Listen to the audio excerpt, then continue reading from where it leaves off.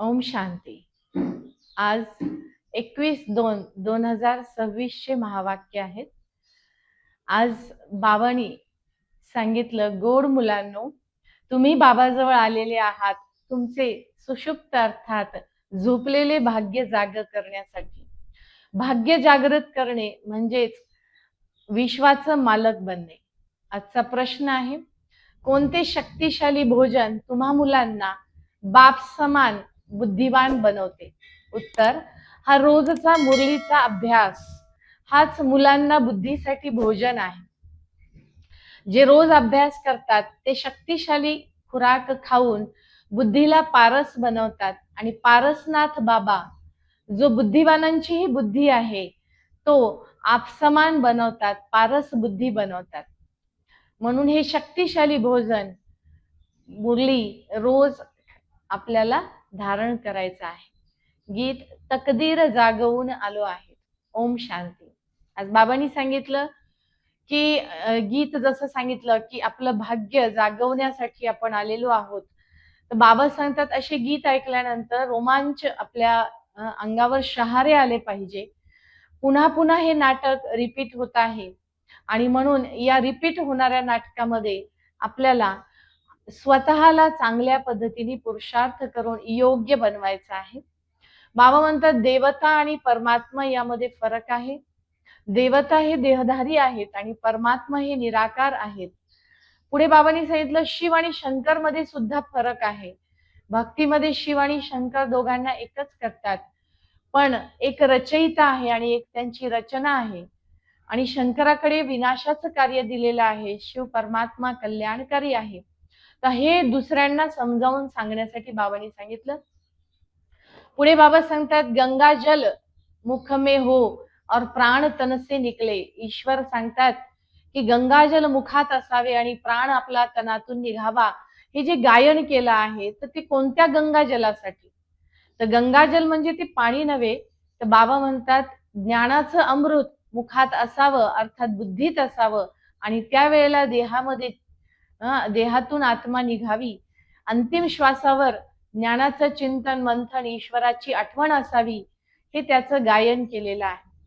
पुढे बाबा सांगतात खरा सद्गुरू एक आहे. भक्तीमध्ये किंवा दुनियेमध्ये गुरु अनेक आहेत, पण सद्गुरू मात्र एकच आहे. आणि सद्गुरू जे आहेत ते सद्गतीचा रस्ता दाखवतात. सृष्टीचं चक्र सतत फिरत आहे आणि या चक्रामध्ये आपण सर्वच जण आपली भूमिका वटावत आहोत. म्हणून सृष्टीचं अनादी चक्र याला समजून घेणं आणि त्यानुसारच आपल्या हिस्ट्री आणि जिओग्राफी बाबाजी आपल्याला सांगतात इतिहास आणि भूगोल या सृष्टीचा त्याला समजून घेणं जरूरत आहे, आवश्यकता आहे. बाबा सांगतात बाबाला दुःख हरता सुख करता असं म्हणतात, परंतु गायन करतात एकीकडे दुःख हरणारा सुख देणारा, पण थोडंसं दुःख आलं की ईश्वराला शिव्या द्यायलाही कमी करत नाही. बाबांनी आज स्पष्ट सांगितलं की मुलगा दिला तर खुश होतात, मुलगा जर वारला वापस घेतला तर मग ईश्वराला दोष देतात किंवा ईश्वरावरती सुद्धा शिव्या द्यायला किंवा नाव ठेवायला कमी करत नाहीत. तर आज बाबांनी स्पष्टच सांगितलं की या सृष्टीचा जगत नियंता परमात्मा आहे आणि परमात्मा या सृष्टीवर अवतरित होऊन आपल्या सर्वांना सुखाच्या दुनियेमध्ये घेऊन जातात. त्यामुळे सुखाच्या दुनियेमध्ये जायचंय आणि सुख दाता परमात्मा भेटलेला आहे, तर त्यांना आपण कसे काय नाव ठेवू शकतो ना? ईश्वराला दोष नाही द्यायला पाहिजे. पुढे बाबा सांगतात ज्ञान नसेल आणि ज्ञानाची समज नसेल तर थोडंसं परिस्थिती विघ्नामध्ये रडतच राहतात किंवा नाराज होतात, उदास होतात किंवा काही जण रडून रडून पागल होतात. तर बाबा सांगतात की ज्ञान हेच आपल्याला समज आहे ज्याद्वारे आपण निर्मोही बनू शकतो, ह्या विकारांमधून सुटू शकतो किंवा या दुःखातून निघणे सोपं असतं. त्यामुळे ज्ञानाला चांगल्या पद्धतीने धारण करायचं आहे. महाकाल शिवबाबा आहे आणि काळ शरीरास खातो, आत्म्यास कुणीही काळ खाऊ शकत नाही. काळांचा काळ महाकाल परमात्मा येतात तेव्हा सर्व आत्म्यांना वापस घेऊन जातात. शरीराला समाप्ती होते, शरीर संपतं, पण आत्मा मात्र अजर अमर अविनाशी आहे. पुढे बाबा सांगतात नास्तिक आणि आस्तिक. दुनियेमध्ये नास्तिक कोणाला म्हणतात? ब्रह्माकुमारी या ज्ञानाला समजत नाहीत, भक्ती करत नाहीत, शास्त्र वाचत नाहीत, म्हणून ब्रह्माकुमारी नास्तिक आहेत असं दुनियावाले समजतात. पण शिवबाबा म्हणतात की रचयिता आणि रचना यांना ज्यांनी जाणलं, परमात्मा आणि परमात्म्याने रचलेली ही सृष्टी आणि त्याचा आदि मध्य अंत जे जाणतात ते आस्तिक मुले आहेत आणि जे जाणत नाहीत ते नास्तिक आहेत. पण बाबा म्हणतात भक्ती केल्यामुळेच तर ज्ञान मिळालेलं आहे. त्यामुळे ब्रह्माकुमारी नास्तिक नाही आहेत, आस्तिक आहेत, जे परमात्म्याला ओळखतात. अनेक जन्मापासून त्यांनी ईश्वराला आठवण केलेलं आहे. म्हणून तो फरक बाबा स्पष्ट सांगतात की परमात्म्याला जे जाणतात ते सनात आहेत आणि ईश्वराला जे जाणत नाहीत, ईश्वराच्या मतला मानत नाहीत, ते अनाथ आहेत. म्हणून बाबा सांगतात शास्त्रामध्ये खूप साऱ्या दंतकथा लिहिल्या. व्यासदेव म्हणून व्यासदेवांची पूजा सुद्धा करतो. परंतु व्यासदेवला सुद्धा साक्षात्कार घडवणारा कोण होता? निराकार परमात्मा, ज्यांना शिवाचार्य म्हटलं. शिवाचार्य येऊन आपल्याला सत्य ज्ञान सांगत आहेत.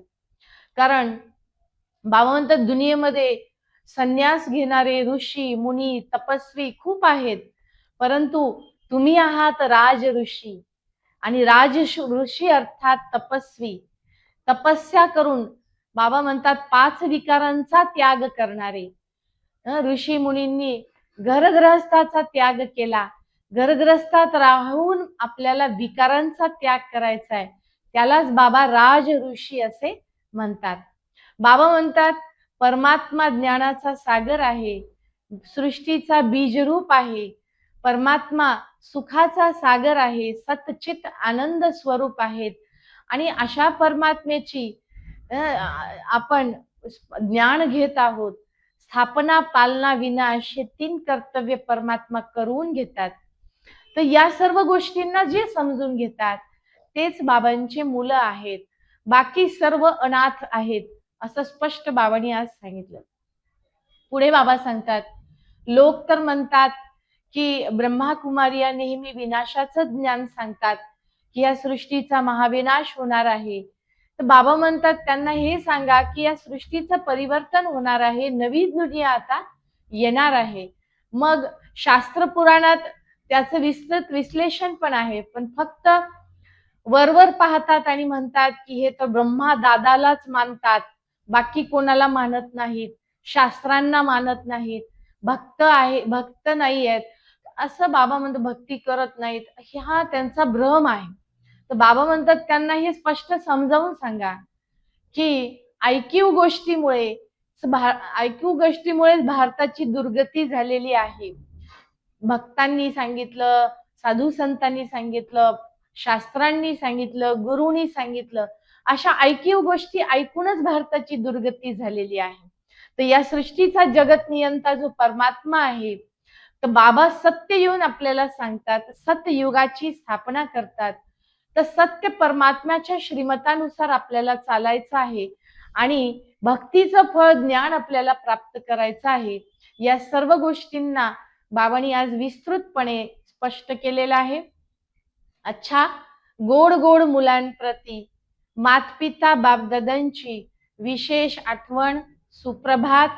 आत्मिक मुलांना आत्मिक पित्याची नमस्ते, आत्मिक पित्यास आत्मिक मुलांची नमस्ते नमस्ते. धारणेसाठी आजचा मुख्य सार मधला पहिला पॉइंट आहे, बाबाकडून सुखाचा वारसा हक्क घ्यायचा आहे आणि देवता बनायचा आहे. सर्वांना सुख द्यायचं आहे, सुखदाता बनायचा आहे. दुसरा पॉइंट आहे, राजऋषी बनण्यासाठी सर्व विकारांचा 5 विकारांचा संन्यास करायचा आहे. बाबा सांगतात अभ्यास हे खरं भोजन आहे. सद्गतीसाठी ऐकीव गोष्टीमध्ये न फसता श्रीमतानुसार चालायचं आहे. ऐकीव गोष्टी सोडून श्रीमतानुसार चालून बाबांचंच ऐकायचं आहे. मोहजीत बनायचं आहे. आजचं वरदान आहे, आपल्या खऱ्या संस्कारांना जागृत करून सदा हर्षित राहणारे ज्ञान स्वरूप भव. ज्ञानाचे चिंतन करायचे आहे. ज्ञानाचं चिंतन करण्यामुळे हर्षित राहू शकणार. हर्षित राहणे हा ब्राह्मणाचा खरा संस्कार आहे, ब्राह्मण जीवनाचा खरा संस्कार आहे. अवगुण ही मायाची वस्तू आहे. गुण हे आपले खरे गुण हे आपले स्वतःचे गुण, दैवी गुण आहेत. आणि म्हणून अवगुणाकडे अर्थात मायाकडे पाठ करायची आहे आणि गुणांना जीवनात धारण करायचं आहे.